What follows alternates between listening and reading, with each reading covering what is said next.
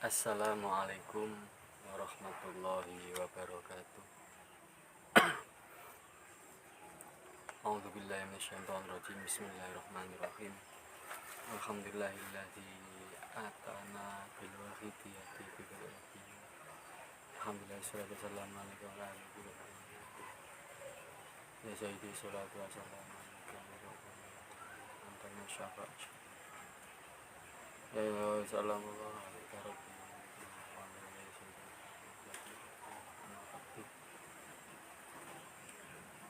Jumat berkah, kita kembali melakukan kajian buku kuliah Wahidiyah. Sebelum dimulai, saya mengajak Anda sekalian untuk berhadiah Fatihah kepada Rasulullah SAW. Hadiah Fatihah, bacaan Fatihah untuk para kekasih Allah, wali-wali Allah, para habaib, para syarif, para ahlul bait Rasulullah dan ahlul bait kekasih Allah, para wali-wali Allah dan keluarganya. Mudah-mudahan dengan Fatihah ini kita diberikan keberkahan pada kita semua, keberkahan buat kita, keluarga kita, manfaat berkah di dunia sampai akhirat. Al-Fatihah.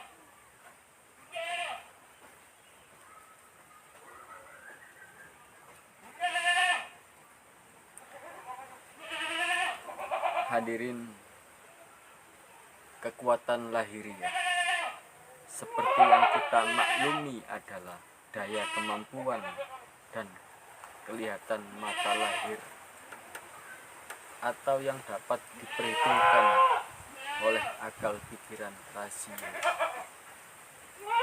Betapapun besarnya kemampuan lahiriah manusia, akan tetapi masih terbatas sekali apabila dibandingkan dengan kemampuan batin atau jiwa manusia.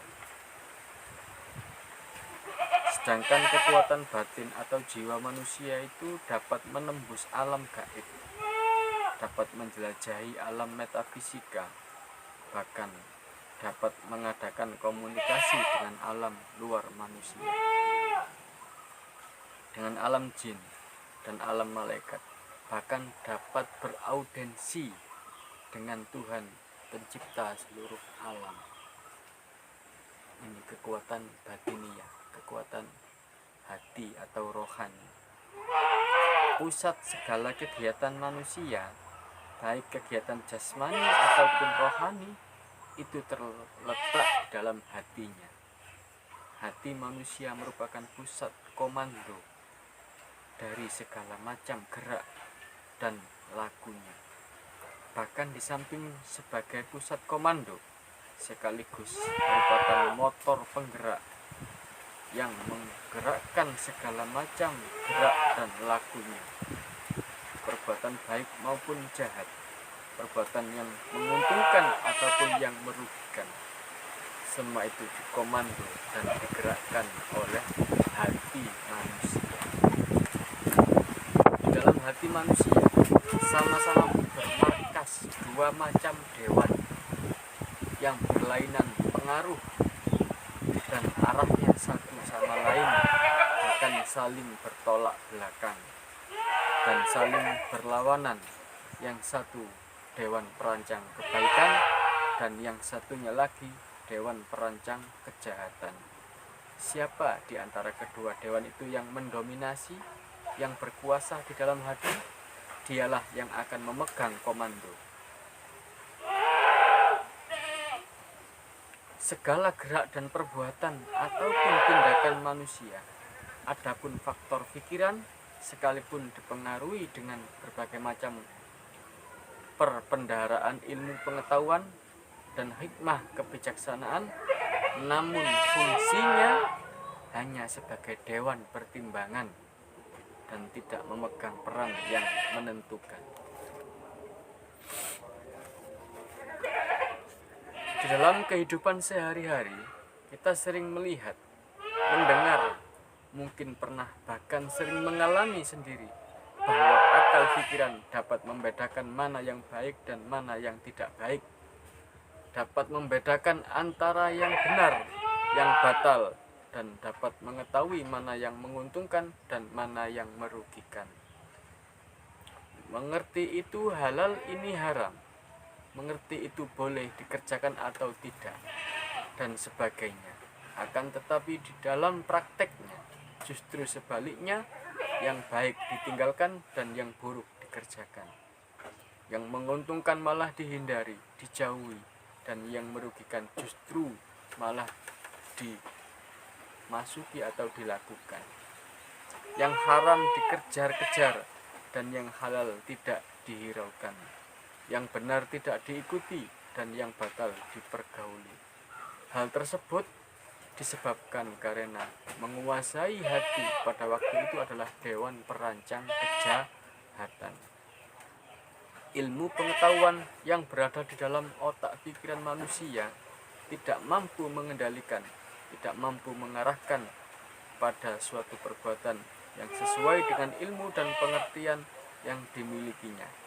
Jika seorang itu mencuri ditanya, apa perbuatan mencuri itu baik? Pasti dia akan menjawab tidak baik.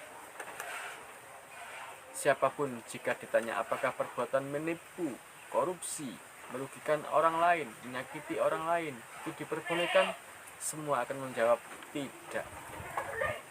Bahkan semua orang akan mengetahui bahwa perbuatan tersebut adalah perbuatan tercela, sangat dikecam. Tetapi mengapa toh terjadi dilakukan sebagian orang, bahkan oleh banyak orang? Tidak lain karena didorong oleh keinginan nafsu yang bersarang di dalam hati, yang sudah dikuasai oleh dewan perancang kejahatan tersebut. Jelasnya, manusia akan terjerumus kepada kejahatan dan kehancuran apabila hatinya penuh dengan kotoran-kotoran nafsu yang berkuasa.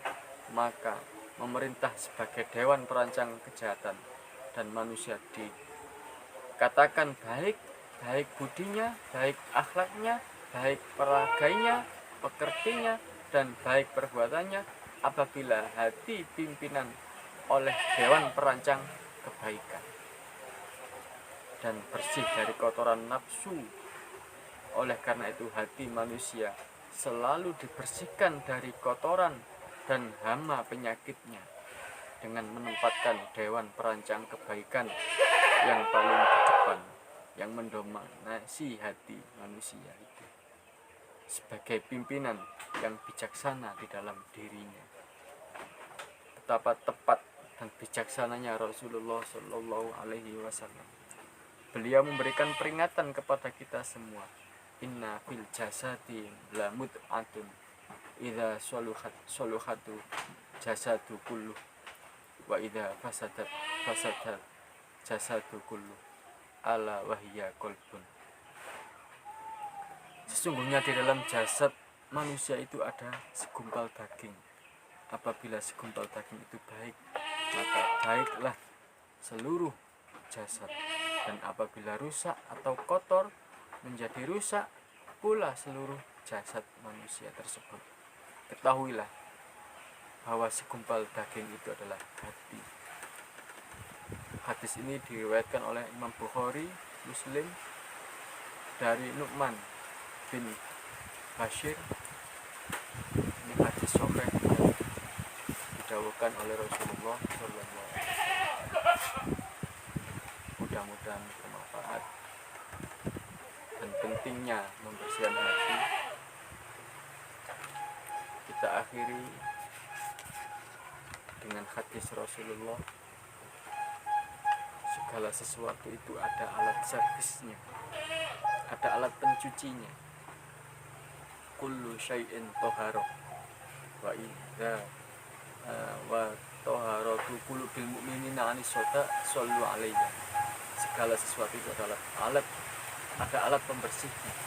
Sedangkan alat untuk membersihkan hati itu adalah bersolawat kepada ini kata Rasulullah. Mudah-mudahan bermanfaat. Dan terserah panjenengan semua, Anda semua. Kalau tidak mau pakai sholawat wahidiyah monggo, kalau mau pakai wahidiyah ya monggo. Yang penting perbanyak baca sholawat beraudensi dengan Rasulullah Sallallahu Alaihi Wasallam, sehingga hati kita menjadi baik dan bersih, sehingga dewan perancang kejahatan itu akan kalah dengan dewan perancang kebaikan itu tadi. Nafsu yang ada dalam hati manusia, yang ada dalam diri kita ini. Mudah-mudahan bermanfaat. Wabillahi taufiq wal hidayah. Wa min Rasulullah sallallahu alaihi wasallam wa tarbiyah. Min ghausidah zaman an-nadr wal barokah. Wassalamualaikum warahmatullahi wabarakatuh.